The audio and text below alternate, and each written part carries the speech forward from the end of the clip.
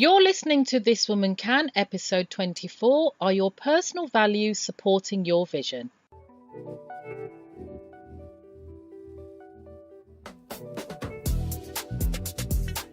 Welcome to This Woman Can, the women's leadership podcast and your source of information related to women's leadership, female entrepreneurship, personal success and career advancement. I'm your host, Janice Sutherland, executive coach, leadership development expert and the author of This Woman Can, the no bullshit guide for women who lead. And now, this week's episode. Hey everybody, thanks for joining me on this week's edition of This Woman Can. You know I'm always grateful for your support.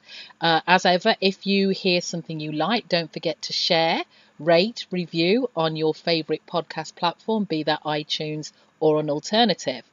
Now, this week, I said I'd talk about a little bit more, expand on the conversation I had with my guest in episode 23, Jubilanti Cutting.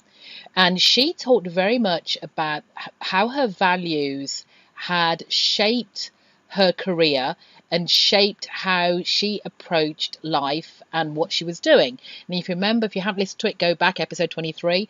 But she had carved a career out that was both law and technology biased, and also the faith. She had a very faith-based values that also steered her career choices.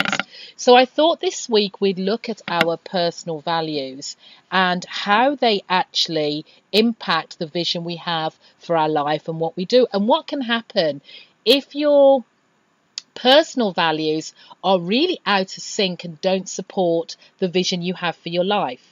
Now, the first thing to understand is, really, do you know what personal values are? And do you know how your values can impact your success, your career success, your personal success, how satisfied you are in your job? And, you know, if you were ever unhappy with a situation or a job or relationship, it was probably due to your values really being out of sync. And one of the keys to having and holding on to a great relationship, a great job, is actually knowing what your values are and whether they're in line with the type of relationship you want to have, the type of work you want to do, maybe where you work and the people you work with or the people you have a relationship with. And if your personal values are really out of sync at any point, then you really could end up hating, if you're in a job that doesn't meet your values, you could end up hating that job. You're not being as successful as you want to be. If you're in a relationship that isn't in sync with your values, that could end up being a really bad relationship. So let me share with you a story about the impact of values really on careers, because we talk a lot about that on This Woman Can. Now, I was coaching Jenny. She came to me with a real coaching dilemma because she just felt stuck. She was really, really stuck and just couldn't see a way forward. Quite a few women like this couldn't see a way forward from where she was. Her main issue was that she wanted to earn a lot more money. She wanted to earn much more than she was earning her 40,000 right now. She was educated. She put herself through college. She had an MBA, and she worked for the government. She worked for the government for years. That job she had for the government was stable. She could do it with her eyes closed. It was really low risk. It literally was a job for life. Once you got into that kind of job, you know, civil service, it really was a job for life. However, she felt she should be earning a lot more, because she bases on the fact that she'd been studying for years, she'd upskilled herself, she'd sacrificed a lot to gain her qualifications, and that the current salary of 40,000 she was on just didn't reflect all the hard work she'd put in. She felt she'd be earning six figures. She felt she'd be in 100,000 realm. And she was feeling really bad about not earning those six figures. And she couldn't figure out what it was she wanted to do and how she was going to get over that. The thing was, she'd been stuck. She'd been in this stupor for quite a while, for a few years before she reached a point where she just couldn't take it anymore. And she felt it was time to get some help, which way she came to me. So we started talking. We're talking about, you know, what she wanted out of life, what her values are and stuff like that. And after we started talking, we discovered that she had an entirely different set of values that were much more important to her than actually making a lot of money. She had a strong need for stability and security. She was really risk averse. She just didn't like taking risks. She also wanted to continue to live near her family, so she wasn't willing to relocate because, to get a job where the higher paying jobs were, she might have to consider moving.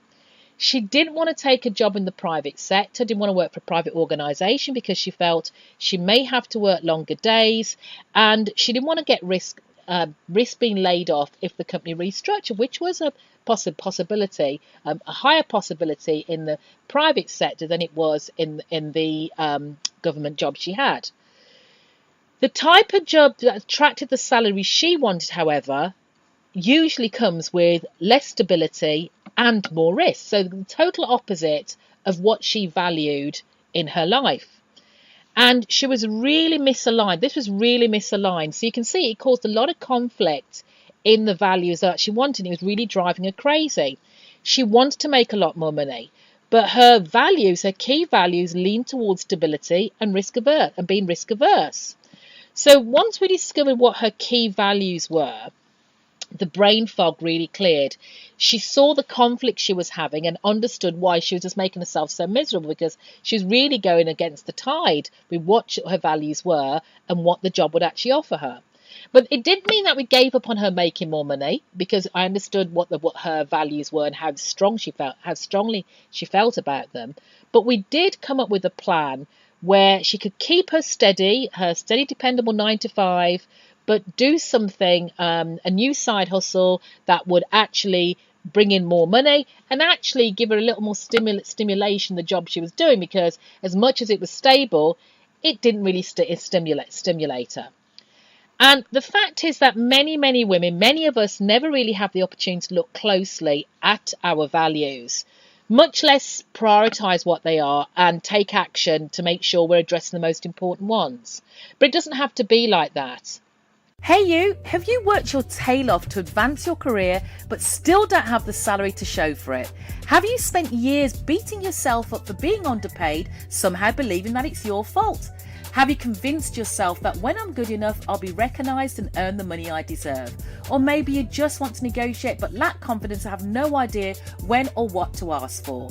No problem, I got you. Through my Confident Negotiate and Get Paid Your Worth in 8 Weeks program, you'll learn how to negotiate the salary and benefits you deserve and gain the confidence to speak up for yourself as I guide you through the secrets to earning more money in your career. From cheat sheets, ready-to-use scripts and group coaching, you'll learn all the skills you need to stop leaving money on the table. Now, if you're ready to take action and learn how you can negotiate your salary like a boss, head over to thiswomancan.coach. And since you're listening to the This Woman Can podcast, I want to invite you to get my free guide, Be Unafraid to Get Paid. Now back to the show. So let's just flick back to what our values are. What are values anyway? Values are those strongly held beliefs that you may not even know you have. Some of these values you pick up from childhood, some of them you pick up along the way. They guide you through life, whether you realise it or not. They affect your decision making, including those big life decisions like Jenny, obviously the job she was taking. They can affect your behaviour, they can affect your overall happiness. And for most of us, values are really unconscious unless we take some time to look at them. And knowing your values enables you to understand what drives and motivates you and clarifies what you may want to avoid as well. Once we're clear on our values, you can actually make far more informed life changes, because you'll choose roles, activities, friends, people that can support and enhance your values, and you can avoid those that contradict them. And the thing about this you need to remember is that your values that you started off with as younger doesn't necessarily mean they'll be the values you have as you get older. As you develop, they actually change. I experienced that in my own career. I was very much in the corporate world. I valued having the title. I wanted to have the great job. I wanted to have everything that went with it. Up until I got to a certain age, I'm like, well, that's not really what I value anymore. What I value is having more time to do stuff that's personal to me, to do my sports, my cycling, my running, spend more time with my husband. I'd change countries. Yeah, I'd change countries to have a better way, to have a different way of life.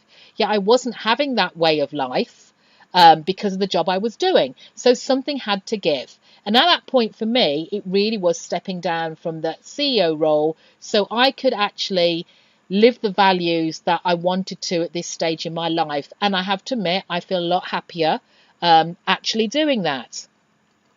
And so, as I said, so something you loved in your 20s really won't appeal in the same way as in your 40s or 50s. And so that's why sometimes we actually say we outgrow a job or we outgrow people, roles. It's natural. That's what happens. So if you're feeling a little icky and like I'm unsettled or I don't really know what to do, chances are you need to have a quick look at what your values are. Now, I can't go through everything, the values here, totally, because it can be a little bit of a longer process. But a couple of pointers I can give you in helping you defining your personal values. These are things that are really important to you. Now, a good way to look at this, as I said, is to start looking back on your life, like I did, to identify when you felt really good and really confident that you were making good choices. So the first thing to do is probably identify the times when you were happiest. So find examples from your career, your personal life. Look at what you were doing. Think about what you were doing. When were you with other people? Who were they? What were the other factors that contributed to you being happy at that point? The second thing is to identify the times when you were most proud. Again, looking at your career, looking at your personal life. Why were you proud at that particular moment? Were there other people who were sharing in that pride, and who were they? What are the other factors, again, contributed to this feeling of pride? And then step 3 is identify the times when you were most fulfilled and satisfied. Again, you can use work and personal examples. But what need or desire was actually fulfilled when you felt like that? How and why did the experience give your life meaning? And what other factors contributed to your feelings of fulfillment? Now, those are just some very simple questions I said. And if you go online, you'll find absolutely oodles, lots of resources online to help you defining your values. Usually you find like a list of maybe 100 words, value-based words that you're asked to whittle down to a certain number, and then you whittle down again to a final set number, usually about 5, and those will tend to be the core values. And then you look at whether those core values are actually showing up in your life, in work, in your relationships as well. And I said that's just the start, because if you find that you're out of sync, you may find talking to somebody like me, like a coach, to figure out the next steps. So it's just taking some time to really figure out, are your personal values aligned with the vision you have for your life and for your future? So that's it. That's it for this week. I hope you found that useful. As I said, if you want to get in touch with me to talk a little bit more about the values and maybe how I can help, feel free to contact me at info@janicesutherland.com, or look for me on social media, Instagram or Facebook, and let's connect. So until next time, remember, if I can, you can, this woman can. Take care.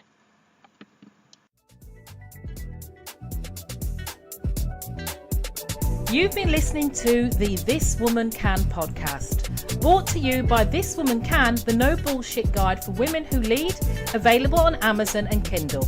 For more information about the training and consulting services offered for women who lead, including one-on-one executive coaching and group masterminds, visit thiswomancan.coach.